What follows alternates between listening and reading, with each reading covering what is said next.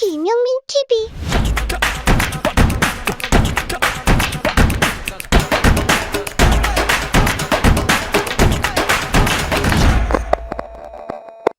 네, 안녕하십니까. 지금부터 기자회견을 시작하도록 하겠습니다. 저는 김영민 의원입니다.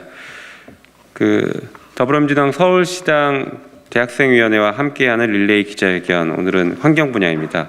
기후위기 해결을 위해 우리 더불어민주당 서울특별시당 대학생위원회는 에너지 대전환의 구체적 로드맵 수립, 정의로운 전환의 실현, 쓰레기 문제 해결, 이 세 가지 측면에서 정책적 합의와 실행을 제안하려고 합니다. 윤석열 후보는 기후위기의 심각성과 영향에는 관심이 부족합니다. 그리고 말만 미래 세대를 위한다고 하지 특정 이해 당사자, 특히 산업계를 대변하는 답변만을 계속하는 모습을 보이고 있습니다. 또한 안철수 후보는 과학 중심주의에 빠져 기후 정의에 대한 통찰까지는 도달하지 못한 것 같습니다. 두 후보들이 실제 기후 위기로부터 우리 삶을 지킬 수 있을지는 의문입니다. 전 지구적 문제인 기후 위기에 대처하기 위해서는 사회 전반의 변화가 필요합니다. 우리 대학생위원회가 생각하는 변화의 방향성에 대해 발언하도록 하겠습니다. 첫째, 기후위기 해결을 위한 에너지 대전환의 구체적 로드맵이 필요합니다. 탄소를 발생시키지 않거나 탄소를 포집하면서 에너지를 쓸 수 있는 에너지 대전환을 이룰 수 있도록 국가의 뒷받침이 필요합니다. 에너지 대전환의 한 축은 수소 경제의 확대입니다.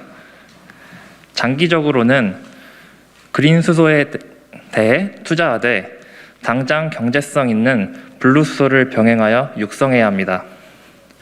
그레이 수소에 대해서는 명확한 선을 그을 필요도 있습니다. 수소 경제로의 전환에 있어서 수소 생산 및 유통과 관련된 기술과 기업에 대한 투자를 확대해야 합니다. 이미 한국의 한 중소기업은 수소 생산 분야에서 상당한 기술적 우위에 있음에도 정부의 적극적 지원은 부족한 실태입니다. 에너지 대전환에 있어서 신재생 에너지의 활용도 중요합니다.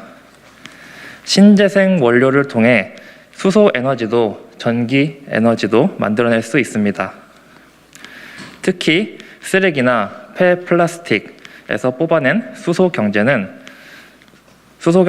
방향과 쓰레기 문제 해결이라는 두 가지 지향을 동시에 해결할 수 있는 기술입니다. 이재명 후보는 에너지 고속도로, 그린 일자리 100만 개, 수소 생산 설비 투자 등 에너지 대전환의 다양한 공약을 제시했습니다. 반면 윤석열 후보는 신재생 에너지, 수소 경제 등은 미래 사회의 부속적인 부분일 뿐 핵심 산업이 아니라고 딱 잘라 말했습니다. 산업과 세계 무역 규칙의 대전환이 이미 일어나고 있는 것을 전혀 파악하지 못한 구시대적 인식입니다. 우리는 이에 대해 안타까운 마음을 금치 않을 수 없습니다. 둘째, 그 과정에서 정의로운 전환이 이루어져야 합니다. 기후위기와 그에 맞서는 에너지 대전환의 사회에서 자칫하면 여러 부분의 사회적 격차가 심화될 수 있습니다. 코로나 사례를 보아도 계층별 주거 환경 차이는 그것을 겪는 시민들 사이에 큰 격차를 만들어내고 있습니다.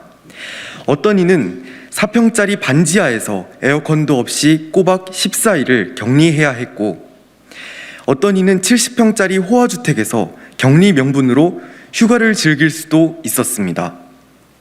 이것은 코로나뿐만 아니라 폭염이나 태풍, 장마 등 기후위기 때문에 더욱 심해질 자연재해 때마다 똑같이 적용될 수 있는 것입니다. 기후위기를 막고자 하는 에너지 대전환에서도 비슷한 상황이 벌어질 수 있습니다. 예를 들어서 탄소세의 압박은 대기업과 중소기업에 각각 다르게 다가올 수 있습니다.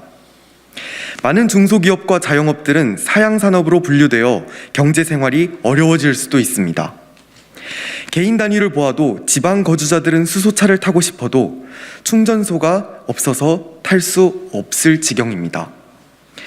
따라서 기후위기 해결 과정에서 특정 계층이나 지역 등을 배제하지 않고 이들과 함께 가는 정의로운 전환이 필요합니다.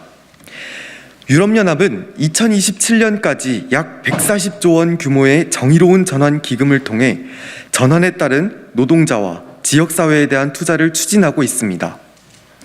우리나라도 이처럼 우선 고용안정기본법, 고용보험법, 직업능력개발법 등의 관련 법률 개정을 통해 제도적 상호 보완성을 확보해 전환을 뒷받침해야 하고, 정의로운 전환 지원을 위해 현재 약 30조 원의 대기업 사내근로복지기금 일부를 활용하는 등의 사회연대 전략으로 한국형 정의로운 전환 기금을 준비해 실효성 있는 지원 제도와 체계를 선제적으로 갖춰야 합니다. 이재명 후보도 32번째 소확행 공약으로 에너지 복지 사각지대를 해소하기 위해서 지원 대상을 확대하겠다고 말씀하셨습니다. 우리는 이를 통해 탄소 중립 과정에서 질서 있는 에너지 전환 연착륙과 피해자 보호가 뒷받침되어 환경 약자가 최소한으로 나올 것으로 믿습니다. 셋째, 에너지 대전환 과정에 쓰레기 문제 해결이 수반되어야 합니다. 우리는 기후위기와 더불어 쓰레기 문제, 수질 오염 문제 등 여러 환경 문제들을 함께 안고 있습니다. 탄소 배출량을 줄이기 위해 탈을 많이 배출한다거나 불필요한 쓰레기를 만들어낸다고 하면 실제 효과는 크지 못할 것입니다. 쓰레기 문제는 결국 재순환 문제이고, 재순환은 제품 생산 시 탄소를 감축시키기 때문에도 중요합니다. 이에 우리 대학생위원회는 쓰레기 문제에 대해서 우려를 하며 몇 가지 제안을 하고자 합니다. 첫 번째로 가변형 주택을 의무화함으로써 건설 폐기물량을 장기적으로 크게 줄여야 합니다. 한국의 건설 폐기물은 생활 쓰레기와 산업 폐기물을 모두 합친 만큼 나오고 있습니다.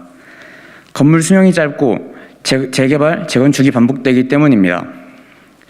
우리는 이재명 후보의 부동산 공급 정책을 환영하면서도 새로 짓는 주택에 대해서는 장수명 가변형 주택을 의무화할 것을 강력히 권고합니다. 건설사의 이윤 확보를 위해 수명 30년짜리 아파트를 양산하는 악순환은 이제 끊어져야 합니다. 미국, 일본, 영국의 건물 평균 수명은 모두 100년에 가깝다는 점을 말씀드리고 싶습니다. 두 번째로 쓰레기 및 폐플라스틱 처리 기술에 대한 투자를 크게 확대해야 합니다. 서울은 쓰레기로 포화되어 지방으로 처리하고 지방은 외국에 처리하는 실정입니다. 이것을 저희는 환경 제국주의라고 이름 붙이고 싶습니다.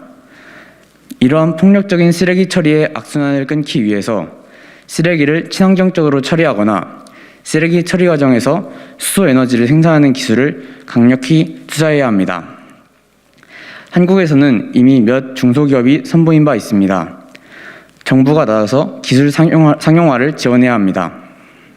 이 외에도 업사이클링 기술 지원이나 플라스틱 포장재 규제 등의 문제도 함께 검토해 주시기를 요청합니다. 마지막으로 청년을 기후위기에 함께 대응하는 주체로 받아들이며 기후위기 해결을 위한 논의에 포함할 것을 제안합니다. 청년들이 환경 문제에 목소리를 내면 종종 따라붙는 반응들이 있습니다. 바로 어른들이 미안하다, 아이들이 참 기특하다, 공부해야 할 학생들조차 거리로 나왔다라는 식의 보호주의적인 시선입니다.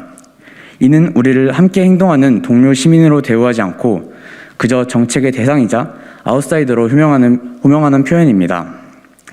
우리는 참여하는 외부인이 아니라 함께하는 내부인입니다. 청년을 포함한 모든 세대가 함께 어우러져 머리를 맞대고 에너지 대전환을 향한 아름다운 미래를 향한 청사진을 그리길 소망합니다. 감사합니다. 에너지 대전환은 우리의 선택이 아니라 이미 현실이 됐습니다.